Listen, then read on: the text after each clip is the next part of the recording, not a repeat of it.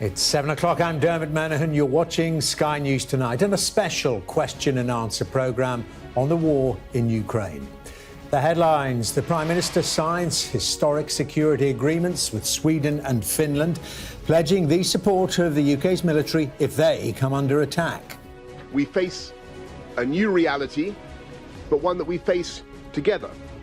Throughout this conflict, our Nordic partners have been leading international support, not just for Ukraine, but also for European security.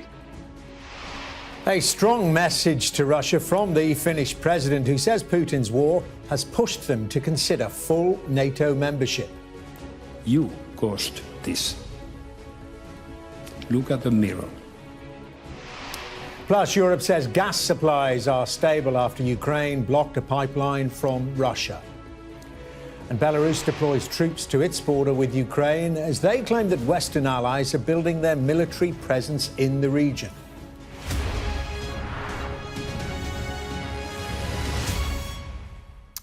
A very good evening. Well, tonight we hope to answer as many of your questions as possible after more than 2 months now of the war in Ukraine.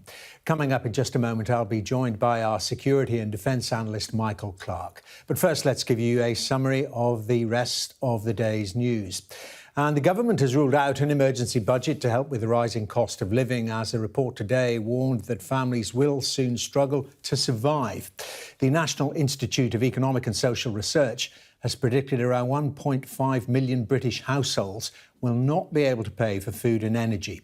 The Prime Minister is under pressure to tackle the growing crisis after the government's Queen's speech yesterday failed to set out any short-term financial support.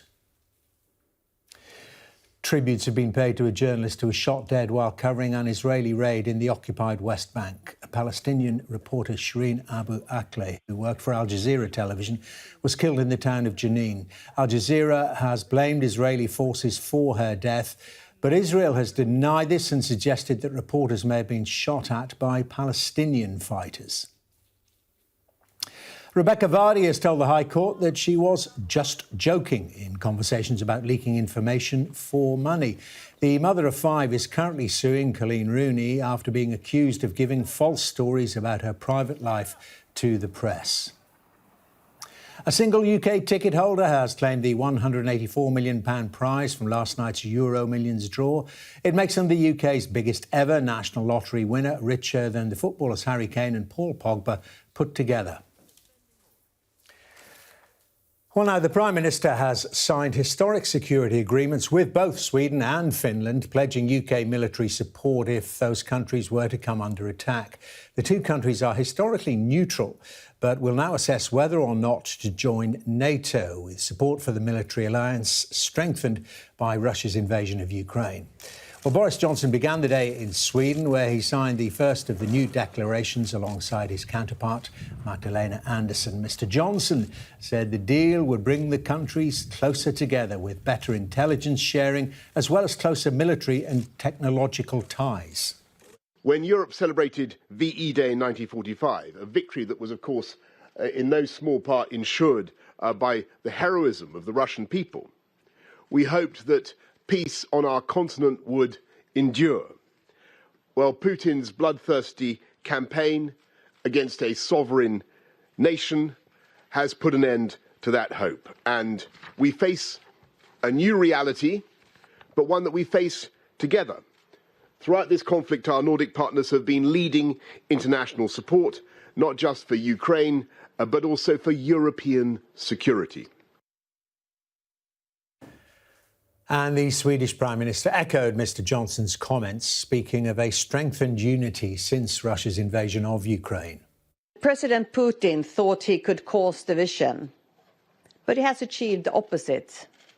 We stand here today, more united than ever, and with the ambition of strengthening our bonds even more. And the Russian aggression against Ukraine has been met with incredible bravery from the Ukrainians and the Ukrainian leaders, but also by a unanimous condemnation and firm response from the entire transatlantic community and beyond. And a short time ago, Mr Johnson signed a similar deal with the Finnish president in Helsinki, who said Russia only had itself to blame for his country considering joining the NATO alliance. They are ready to attack a neighboring country. So, when you ask how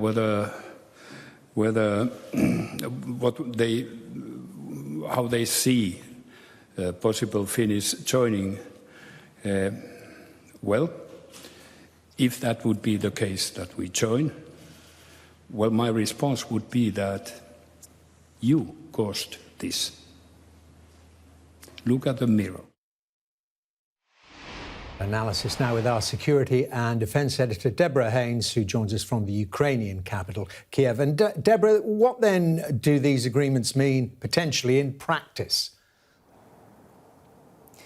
Well, these sort of security assurances, they mean basically that if, for example, Sweden or Finland was attacked by Russia, and no one is suggesting that that is about to happen, that both countries or either country could call upon the UK for assistance. It's something that Ukraine, all three countries are not members of NATO, but Ukraine didn't have that kind of a guarantee written in print that meant that it could guarantee assistance were it to be invaded, which of course it was. And yes, it has received significant support from the UK, from the US and from other allies. But the fact that preemptively the UK is saying very clearly that should Sweden or Finland be attacked, should they be invaded, then there would be British support. And that does act as a kind of deterrence. And it also does draw those two countries in closer, because the UK is a member of NATO. And so if you could take it that extra step, so say there's an attack on Finland, say the UK responds, say Russia is the attacker, sees the UK response and decides to attack the UK, then that would potentially then be an Article 5 moment, with an attack on one being an attack on all. And again, the thinking could be that maybe an aggressor might think twice. But this all does come around at such an important time for Finland and Sweden as they consider whether to end their long-held positions of military neutrality. For Finland, it's a position they've had since the end of the Second World War. For Sweden, it's been in place for more than 200 years. And we're expecting to hear from the Finnish president tomorrow his decision on whether or not his country should request NATO membership. If, as is expected, he signals yes, they should, then that does begin a process that would lead to them formally requesting membership. And that would be a huge moment and the absolute opposite of what President Putin said he'd intended when he invaded Ukraine, when he wanted less NATO at his borders. Instead, he's going to be faced with much more NATO, and a NATO that really has been galvanised more than I've ever seen in my 20 years or so of covering defence issues, galvanised in the understanding of the fundamental importance of security and how without defending your security, pretty much everything else daily life relies upon falls away, as we're seeing here in Ukraine, with families seeing their houses devastated, people killed, people uprooted, and not knowing what the future holds. Deborah Haynes in Kiev, thank you very much indeed.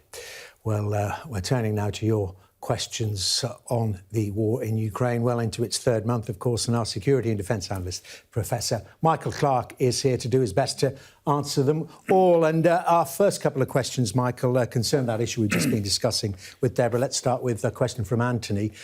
On that very issue, how likely is the threat of Russia initiating an attack on Sweden if the UK provides aid to Sweden? What is the possibility then of Russia retaliating against the UK? So what does it all mean? Is it almost as if Sweden is in the ante-room of NATO now? Oh, for sure. I mean, Swedish aircraft are flying NATO missions alongside NATO aircraft around the edges of Ukraine to pick up intelligence. The Swedes and the Finns have been effectively integrated into NATO for the last couple of years in all sorts of politically acceptable ways. So this is a big, big political moment, but technically Sweden and Finland just meld into the alliance. Now, there's nothing the Russians can do about that. They'll go berserk, and we can predict that. All sorts of dark threats have been issued, but these threats are all very vague, say, well, there will be consequences and this will upset the European balance and we'll have to redress the balance. But you ask yourself, well, what could they do?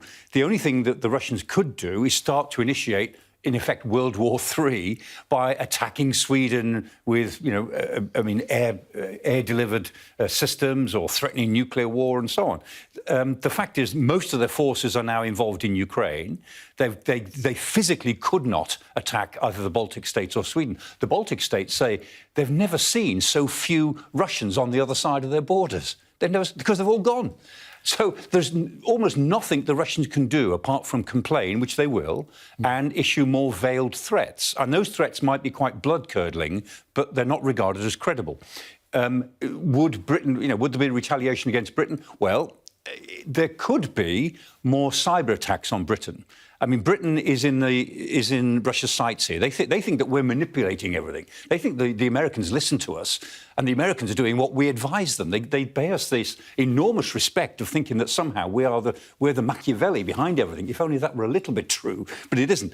But they might try and cyber attack us, and I suspect that there may be some aspects of retaliation, particularly for Boris Johnson being so overt in saying, the Americans won't give these guarantees to Sweden and Finland in advance of their membership. And we're saying, OK, well, we will. Insofar as we can, we will. OK, Michael, well, we've got a question now from John, continuing on this particular theme and more or less asking if Sweden and Finland have been offered these guarantees, why haven't they applied to Ukraine? The UK has signed this agreement with Sweden and Finland to support the countries if they're attacked. If an aggressor were to attack with UK military on the ground, would NATO have to get involved? No, is the answer. Again, it's extremely unlikely, but the NATO treaty, the Article 5 guarantee that an attack on one will be regarded as an attack on all, only applies to NATO territory. And so, insofar as Sweden and Finland are not yet NATO territory, any forces operating outside NATO, which in Sweden and Finland they would be for the next few months, the Article 5 guarantee wouldn't apply. So, NATO has no responsibility to come to the aid of the allies if they're in the Middle East or in Afghanistan or whatever. They often do because they're NATO and they think the same way about something. I mean, in the Gulf War in 1991, the whole of NATO transferred itself, in effect, to fight in the Gulf because they trained to do it for 50-odd years, and now they did it in the Gulf. Not because they were NATO, but because they knew how to do these things, and they all wanted to be there because they all agreed with each other. Well, let's stay with the issue of NATO. Our next question is from Emma, who asks this. Is NATO essentially fighting a proxy war against Russia? Well, that's the charge that Russia's been making for quite some time. Yeah, and the answer is yes. Absolutely it is. I mean, this is what a proxy war is, where you provide the means, you give support, you give money, you cheer from the sidelines, and somebody else does the fighting. That's a proxy war. That's what NATO is doing. The difference is, the only difference, is that usually in proxy wars they say that, well, the person doing the supporting persuades the person doing the fighting to do the fighting, to put their necks on the line for your sake. It didn't happen that way round. The Ukrainians were fighting because they were trying to defend their country against an invasion. NATO wanted to help them. So, NATO doesn't want to be in this position, although it might come out ahead in the event because of it. But we're going to go through some very dangerous months. Well, is the most dangerous scenario that if Russia decides, OK, we are fighting this proxy war against NATO, why don't we just attack NATO forces in a NATO country who are supplying the Ukrainians? Yeah, which is why NATO doesn't want Russia to see this as a war for its survival. In Ukraine, they're fighting for their survival, and NATO is helping. And because we don't want the Russians to feel that they are fighting for their survival, or the gloves really will come off, therefore we're doing it in a rather, or NATO is doing it in a rather restrained way. But is it a proxy war? Yeah, you bet it's a proxy war.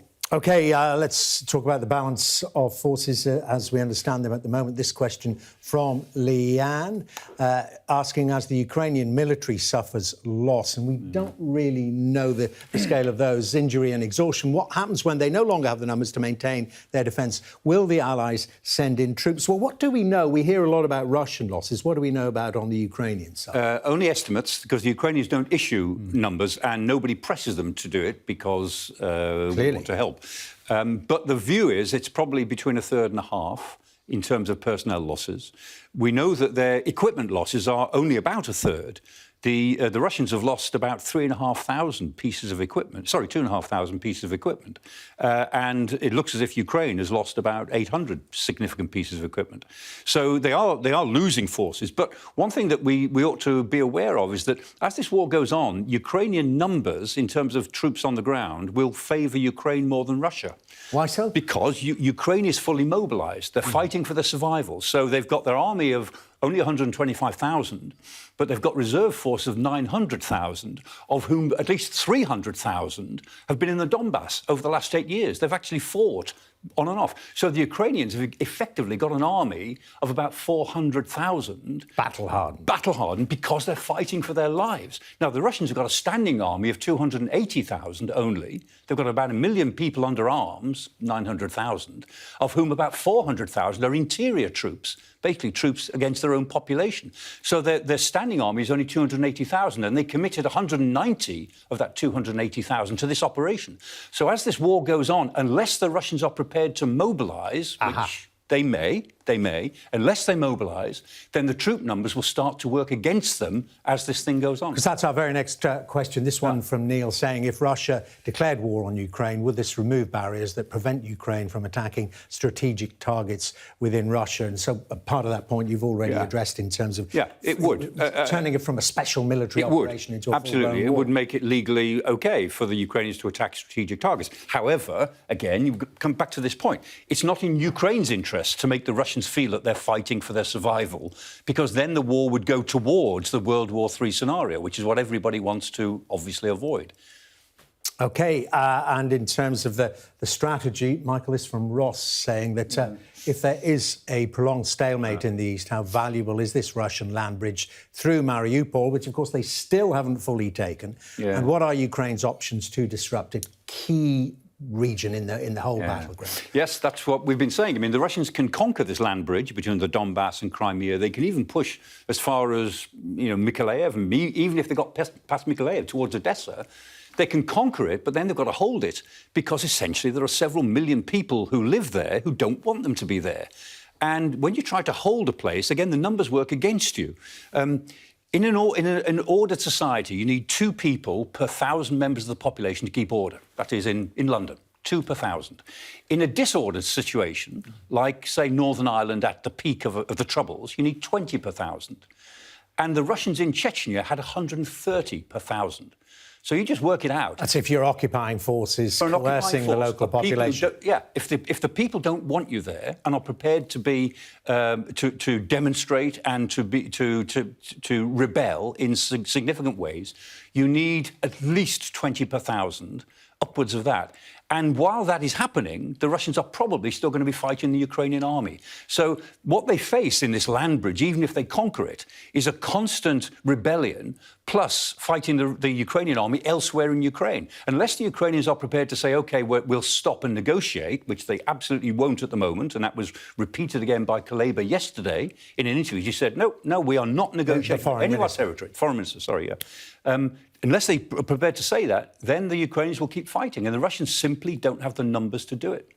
Let's look out to sea. Peter has this interesting question. The Black Sea has full freedom of movement for all vessels enshrined in international law, of course. If this is the case, why are the Western powers supporting Ukraine unable to send supplies through the port of Odessa, which, of course, is still in Ukrainian hands? And it's blockaded, in theory, this could be a runner sometime later on in the war if the Russians start to lose badly and are not involved in blockading Odessa. So I wouldn't rule this out, but you have to rule it out at the moment, because if supplies, Turkey, who control the Straits, the Bosphorus, under the 1936 Montreux Convention, could object to war supplies going through. There'd be an interesting legal question there. But if you could send war supplies through, the Russians would stop them. They'd actually intercept those supplies. And so the West would then have to somehow intercept the Russians. So very quickly, there would be a naval war going on in the Black Sea. So at present, it would bring NATO and Russia's Black Sea Fleet into direct conflict, which is what everybody wants to avoid. But I wouldn't rule it out at some time in the future if this war changes its character, maybe into next year. OK, we're going to take a brief pause now, Michael. Thank you very much indeed for what you've told us so far. You are watching a special question and answer programme on the war in Ukraine. Next, we're asking, why is the United States and Europe giving military aid to Ukraine instead of negotiating a possible end to the war? Stay with us.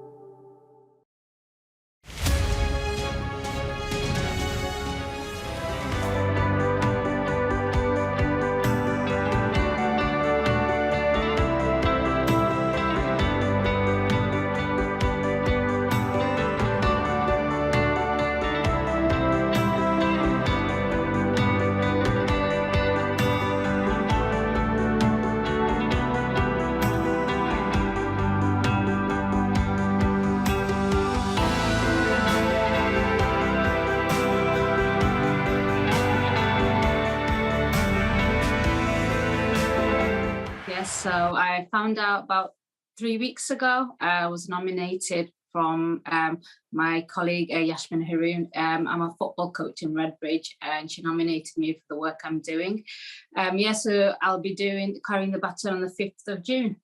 Very, very excited and once in a lifetime opportunity, and just full of gratitude that, someone like me is getting to hold the baton.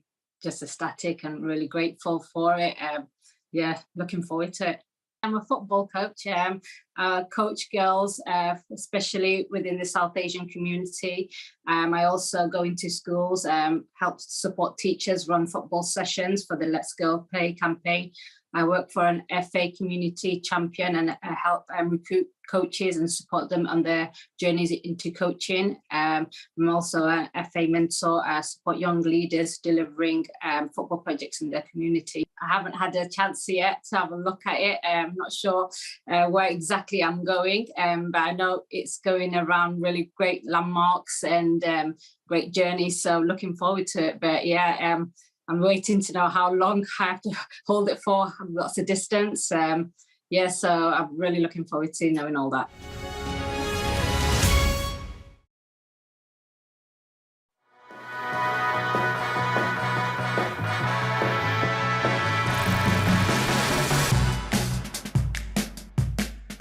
The inspiration behind our product came from understanding how big of a problem livestock methane emissions were.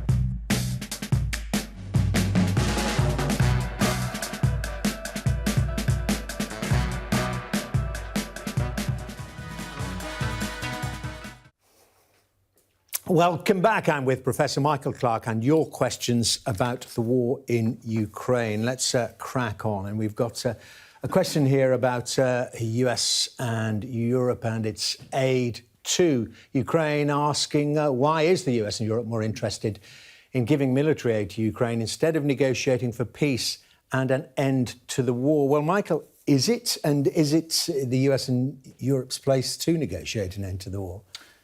No, not directly, but I take exactly the point of the question. I think it's a really important question, because the answer is that the Western world has had to decide, is this something where we want to end the war at all costs, or is it something where we have to take sides in a conflict that really matters to us? Most wars that occur, even these issues in the Middle East and around the fringes of Europe, we say it's a crisis we've got to manage. The view that the Western powers have taken from the very beginning is this is not a question of managing this crisis. We've got to prevail. The Ukrainians have got somehow to win, and we've got to win, because what is at stake here is not just a war that we'd rather was not taking place. It is a threat to our security, to our values, to the liberal democratic order, to civilized behavior. And so the view the West is taking, rightly or wrongly, and in my view rightly, is that this actually is a choice of sides, and that this war has got to end with the restoration of full Ukrainian sovereignty, whatever that's going to be. But has this approach evolved during the course of the conflict? Because there was that flurry of peace talks earlier on in the conflict, and now have the objectives of the US and Europe changed? I think they have. They've hardened. Because the fear is, and you hear this in Germany all the time, is that those who say, look, we want an end to the war so we can get back to trade, means that, well, we're going to reward aggression again, are we? So the Russians invaded Crimea twice in 2014, and we let them. And with a they've done it again in 2022, so we'll let them get away with that as well, shall we, a little bit. And then when they do it again in 2026, we'll give them another piece. The sense is that at the moment, negotiation feels like appeasement. That's the way it is. OK, well, with that scenario, here's a question. Chris asks this one, which is very good. It sets it up, well, more or less then asking, if that's your objective, why not get properly involved? Yeah. Chris asks, during the Korean War, China thought nothing of the fact that the US was a nuclear power in going to the aid of North Korea and intervening against UN forces. Why has the US not taken the same stance with Ukraine? I brush off the fact that Russia is a nuclear power and get involved. Well, it wasn't that safe even in 1950, because if you remember, though China did invaded North Korea just as the Americans were up to the Yalu River at Christmas in 1950, and MacArthur, who was the American commander in the Pacific, started saying we should use our nuclear weapons. We've got these new weapons. Why don't we use them on China? And he was sacked for it. Truman very rightly said, you can't go around saying this. Sacked him. So it wasn't that nuclear politics were completely absent in the Korean War. But I take his point very, very clearly. The world is full of examples of of nuclear powers being attacked or defied. I mean, the Falklands were attacked by Argentina. You know, Argentina went to war with us, even though we've got nuclear weapons. They took no notice of them. The Taliban, the North Vietnamese fought the Americans, even though they were nuclear. The Taliban fought the Americans, even though they're nuclear.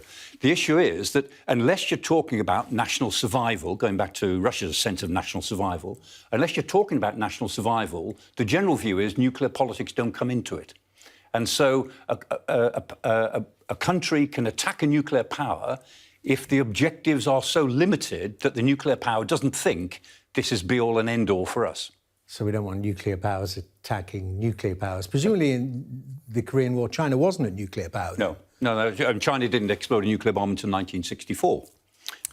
All right, well, continuing with that theme about nuclear weapons, Vanessa asks this: in the event that Russia deploys a long-range nuclear missile on any NATO or non-NATO country, could this missile be intercepted and destroyed? Well, we've asked about that a few times on programmes like this. I mean, what is the technological capability of the United States in particular to bring down these missiles? Basically, I mean, cruise missiles travel at about the speed of an aircraft, 600 miles an hour, and they can be shot down. That's relatively slow, and you can see them, and they travel relatively low. So any missile that's travelling, you know, air-breathing, as they say, which is travelling through the air, is potentially vulnerable to modern defensive systems. And the United States, the Western powers, have got quite a lot of defences that could do something against those. Ballistic missiles are very hard to defend against, because a ballistic missile, you know, is fired, goes into the low Earth atmosphere, and then comes down again. I mean, when it's fired, it only burns for about 120 seconds. So it burns for about 2 minutes. So that's when it's most vulnerable, just after it's been fired. But from the defender's point of view, it's too far away, and you haven't got time to do much about it. By the time it's finished firing, then it's on pure ballistics. It's just dropping. So it's going up into the atmosphere. Then it's too high to do anything about it. You can't get to it. By the time it's coming down, it's too close and going too fast. So at the time when you can get at it, it's too close, too fast. So ballistic missiles are very hard to defend against. There are some defence against one or two, but nobody can tell you that the systems which presently exist could defend against 10 or 12.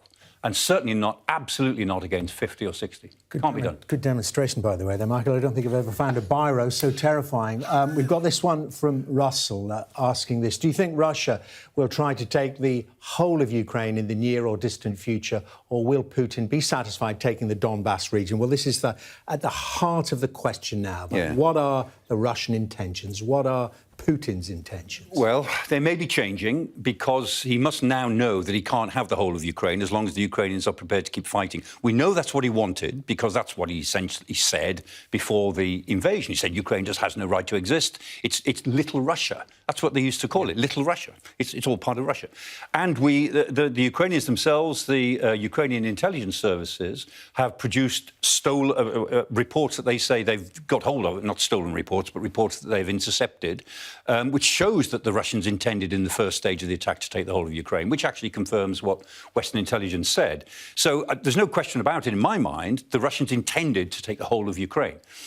The objective may now be to grab as much territory as possible, try to wear down the West Europeans with their resolve, try to wear down the Ukrainians, negotiate, and somehow pull back with a land bridge to Crimea, and maybe to Odessa as gain. I mean, my own view is that's, for reasons I mentioned earlier, is not realistic, because they'll have to keep fighting for it. But what happens in that eventuality? Some kind of stalemate, and then presumably Ukraine just becomes an even more armed camp. Yeah. If the fighting stops on the front lines for a while, everyone just rearms. Exactly. And the Ukrainians themselves, they say this all the time. They say, Putin is determined to get rid of Ukraine altogether. He said, he doesn't believe Ukraine should exist. So as far as we're concerned, we are under constant threat. And so even if we did do a deal now, it's only a pause before they try it again and try it again. And so we have no alternative, they say, but to arm ourselves and be prepared to fight in a generational sense. They say this will go on now for the next 1 or 2 generations. That's the only way we can preserve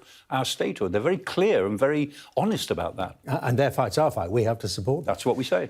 Michael, thank you very much indeed for the time being. We are more or less at half-time in this question and answer session. You're watching a special session, as I say, special programme about the war in Ukraine. Next, we're going to be asking and examining what is the state of the Russian army right now after, as I say, coming into the 3rd month of fighting.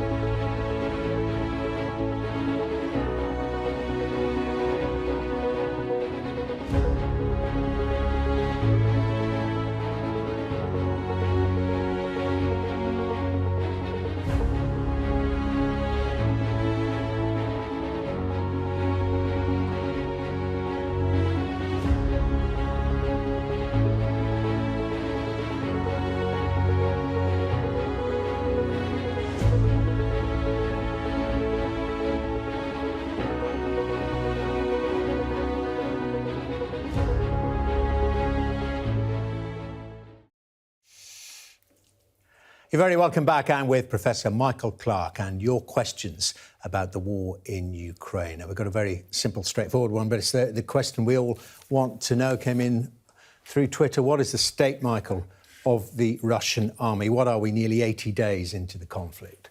Yes, and it's looking pretty poor.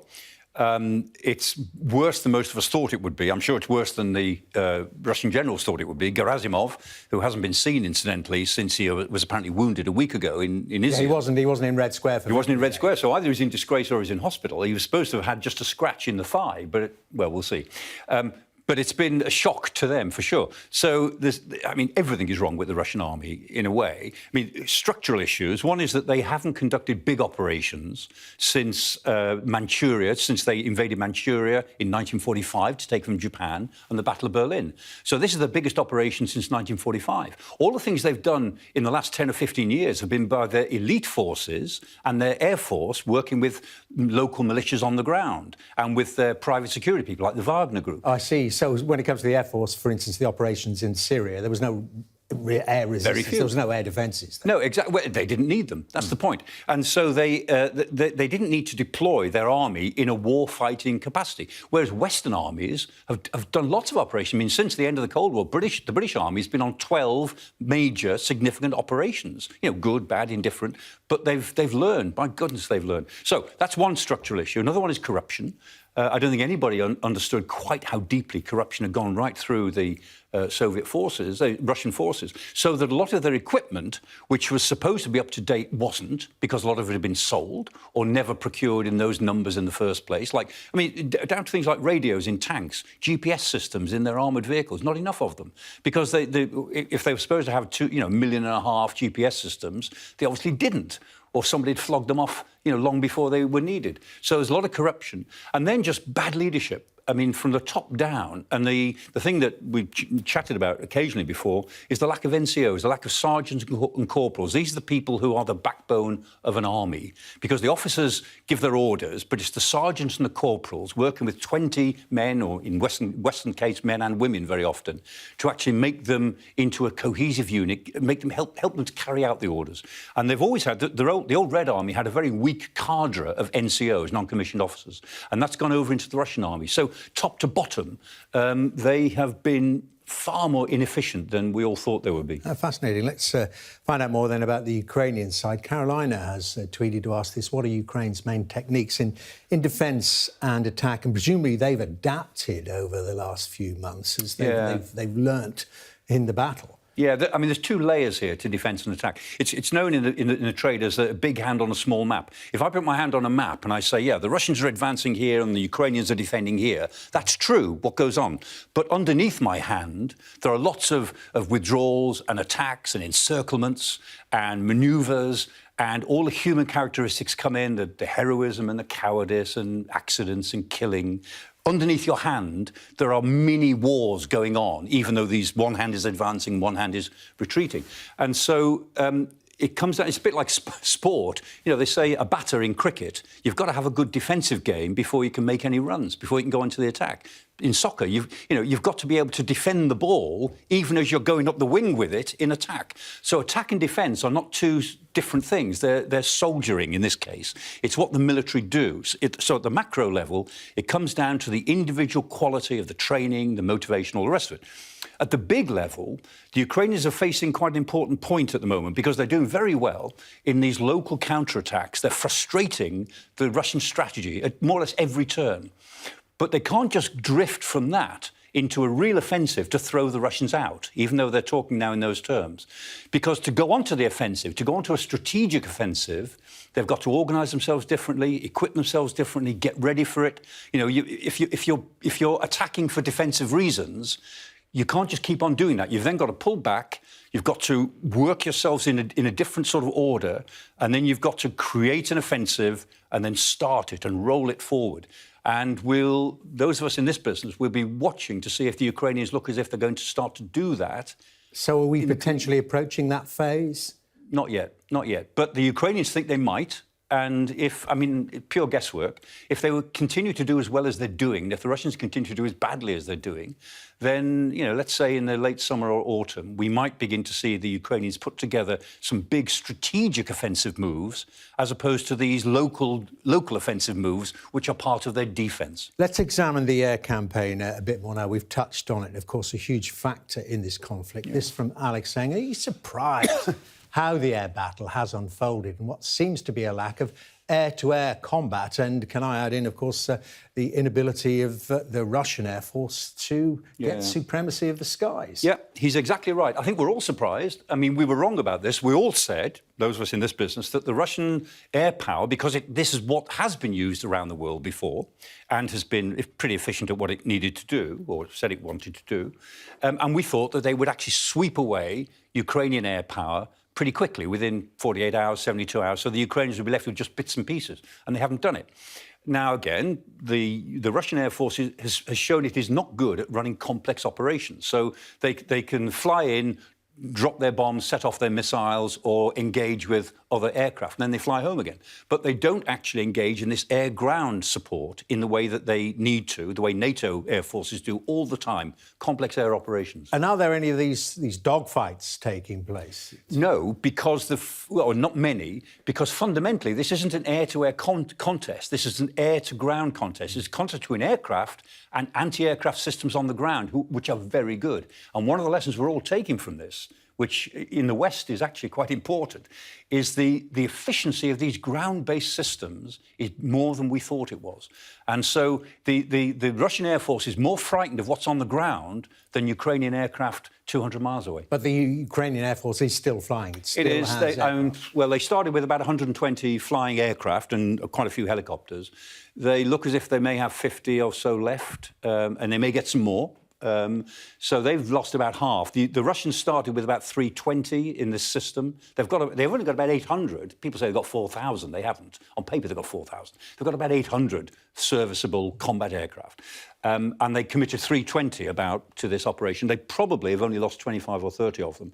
But although they haven't lost that many aircraft, they're not performing very well. They're not having much effect because their pilots are not well enough trained, and they're too frightened, but they're nervous of the ground-based anti-aircraft systems, which are proven to be extremely effective. OK, well, let's talk about missiles now. And this from Lorraine, saying, why don't Ukrainian forces launch missiles against the Kremlin and force Russia onto defence rather than offence? Now, I mean, if she's really asking about the Kremlin, that's Moscow. Well, that's about 500 miles away from you. Yeah, I mean, one is that and I know what she means. That one is that the Ukrainians don't have those sort of missiles, and two, goes back to what we said before.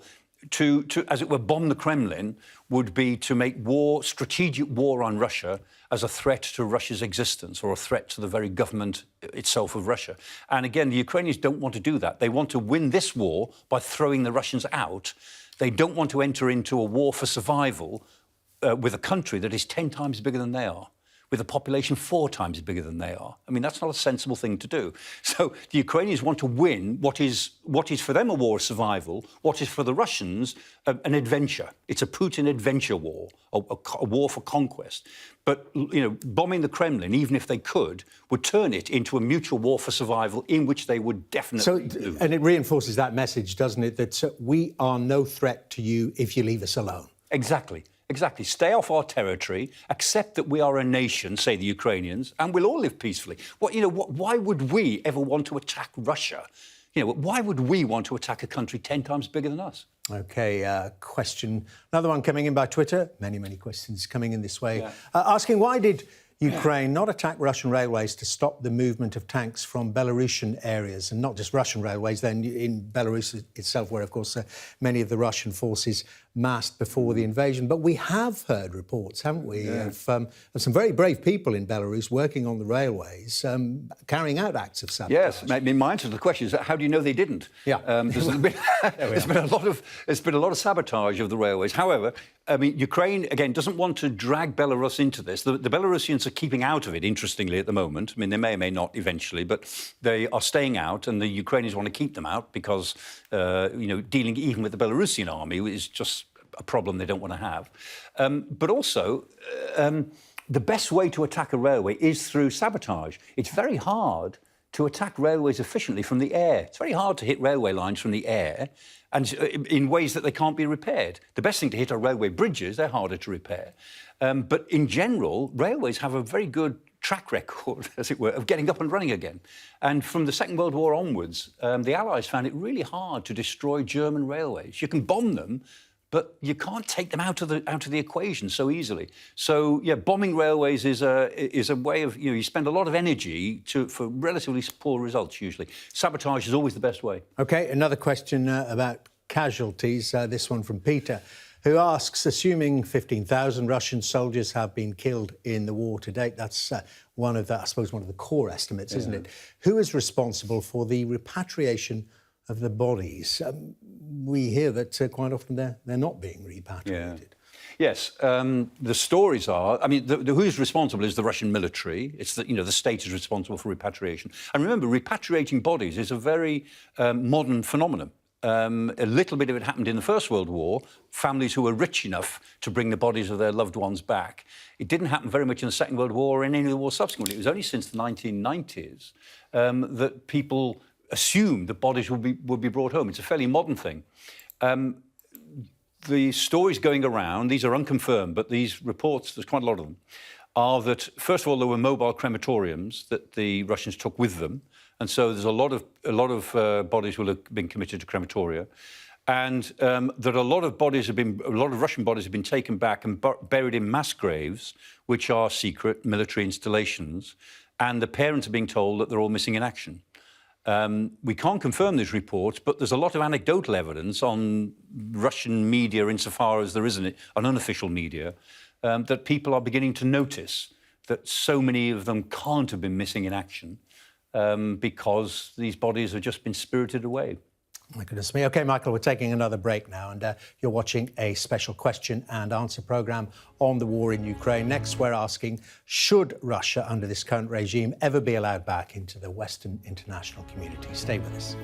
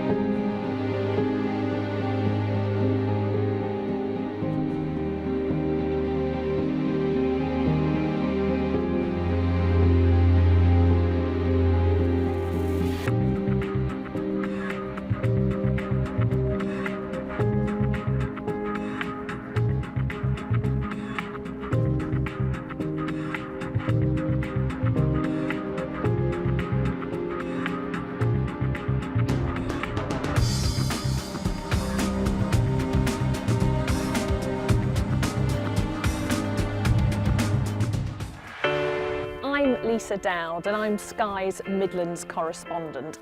We can reveal that the driver who hit Harry Dunn is 42-year-old Anne Sakoulas. Just met the President and we never thought we'd get this far.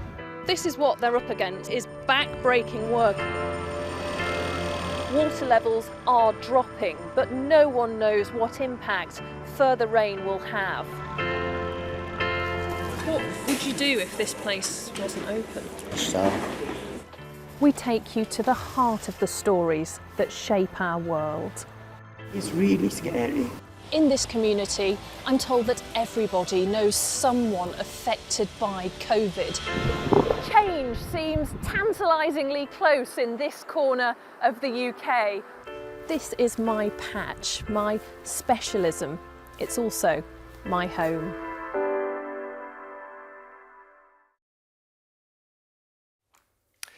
Welcome back. As you know, I'm with Professor Michael Clarke and your questions about the war in Ukraine. Let's get some more in this from John, asking about the gas. Is Russia still paying Ukraine transit fees for the Russian gas that flows through pipelines on Ukrainian land into Europe. I mean, quite extraordinary if that is the case, but the gas is still getting there and it's not going through the new pipeline, so presumably they are. Yeah, they are. No, they're paying transit fees. It's worth about $2 billion a year to Ukraine, which in normal times would be money worth having. But given that the Ukrainians are just about to get a package from the Americans worth $40 billion, it puts it into perspective because they're burning through money like there's no tomorrow because they're fighting a war. So, yes, transit fees still exist. The Ukrainians played games a bit with the pipelines this week because they said, look, the pipeline that comes through eastern Luhansk, which is in Russian hands, is not secure, and we're not going to supply Europe through that pipeline because they said, look, the separatists have been stealing gas from us for years. They've been sabotaging that pipeline and leaking off gas and so on. We can't put up with it any longer. The thing is that most Ukrainian gas, I mean, Ukraine provides the pipelines through Ukraine provide about a third of Europe's gas. And most of what comes from Ukraine goes to Germany, Italy, Austria. So those countries are really severely affected. And what the Ukrainians said is, we're stopping this pipeline because the Russians are playing games with it. But we want to transfer it to the Suda pipeline. This Suda pipeline is further west and runs through areas that Ukraine still controls. And interestingly, Gazprom, the Russian gas company, they went along with it. They went along with it. And they did transfer quite a lot of gas to the Suda pipeline. Not completely, but quite a lot. Because Gazprom want to keep the pipelines flowing. And everybody wants it. So what the Ukrainians were doing, they were flexing their muscles a bit. It was probably a foolish thing to do because it upset Germany and Italy.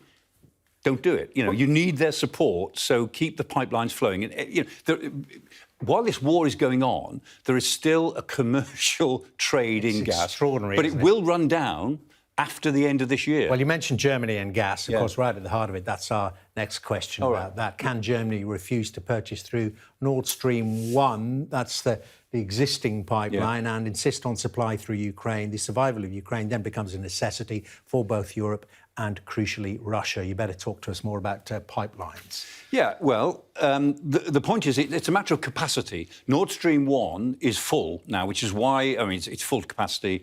It's operating at full capacity, more or less. Nord Stream 2, which is now cancelled more or less forever, was going to create new capacity, supplying gas directly from Russia straight into Germany and thence to the European networks, which would have cut Ukraine out of it. Nord Stream 2 is now dead, as far as we know, indefinitely. And so the Ukrainians, as it were, can still be intrinsic to this system. But if Germans said, we want to take everything through Nord Stream 1, they simply couldn't get enough gas through those pipelines at the moment. Just to continue with that question, also asks how long can Russia survive without this money? And, of course, vice versa, how long can Europe survive without the gas? Yeah, well, Russia is getting about $5 billion a week from Europe in energy. It's about 700 million, euros, 700 million euros a day. So that's about 5 billion euros a week. So 250 billion euros a year in energy money. It's not the money that's the problem for Europe, it's the availability for Germany, Italy and Austria and Hungary and Slovakia. Those are the countries that are really stuck. But if we reduce our European gas requirements by the end of the year, then the sufferer then is Russia, because they lose the money. They'll lose about that 250 billion a year, which they're getting. And B, they can't sell the gas easily to anyone else, because you can only sell it to whoever's on the other end of the pipeline. And it will take them several years to build more pipelines to Asia and China, which is what they intend to do. And so, also, when you have to close down a pipeline because nobody at the other end is buying it, it damages the whole system. And it takes months to get it back up and running again. I mean, pipelines have to flow and be full to be healthy. They can't just stop. And so the Russians are the ultimate losers. For this year, the situation is very uncomfortable for Europe on gas.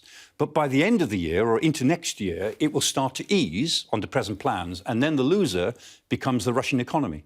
Let's turn to war crimes and some of the atrocities being perpetrated by the Russian forces. This question, why can't the international community begin proceedings with a war crime trial now as we have enough evidence? Are we afraid of Putin? Well, it's happened before. You can try them in absentia. You can start the proceedings now. The evidence is and has been gathered. Yeah, well, yes, only in a manner of speaking, Lord Copper, because, the evidence is very hard to bring to a level that the court can accept it. I mean, we've got lots of video of what looks like a clear case of soldiers shooting civilians. But that alone probably wouldn't get a conviction, because you have to have supporting evidence. You have to be able to prove that, you know, the civilian didn't get in the way accidentally, that the soldier intended to shoot the civilian, the soldier knew this person was a civilian, the soldier didn't let the gun go off accidentally. Usually you need witness statements, you need, you know, documentary evidence, some form of intelligence. So having these video clips is fundamentally important, but of themselves, they won't get you a conviction. So what I'm saying is that war crimes evidence takes a long time to gather. So there's no reason that it is starting now, believe me, but it will be some years before this evidence is in a state to get to a court, yes. Time for a last quick question, Michael. The big one: should Russia, under this current regime, ever be allowed back into the Western international community, and should all sanctions continue to remain in place whilst they remain in power? This is about Putin. He's got to go, ultimately, hasn't he? Second point first, yes. I mean, for as long as Putin remains in power, I'm sure the sanctions will stay in place. Because, as we said over the gas, once Europe is not so dependent on Russian gas, the sanctions don't hurt us very much. They hurt the Russians, but they don't really hurt us. Because there's nothing that the Russians have got in their economy that we really want. A few things. But they can only inconvenience us. So the sanctions will probably stay on for quite a long time until Putin goes. And going back to, you know, should Russia be allowed back into the community of nations? Yes, of course, but not Putin's Russia, because this is, in the view of most people in the West, and certainly in my view, this is a struggle between aggression and law-breaking for the soul of the international system that we have taken for granted. An existential struggle. Michael, thank you so much. We're out of time. Where does it go? Thank you very much indeed for more illuminating answers to the questions sent in by Sky News viewers. Michael Clarke there, and you're watching Sky News. Coming up in the next hour, Boris Johnson, the Prime Minister, has signed security agreements with Sweden and Finland as those Nordic countries consider joining NATO. Stay with us.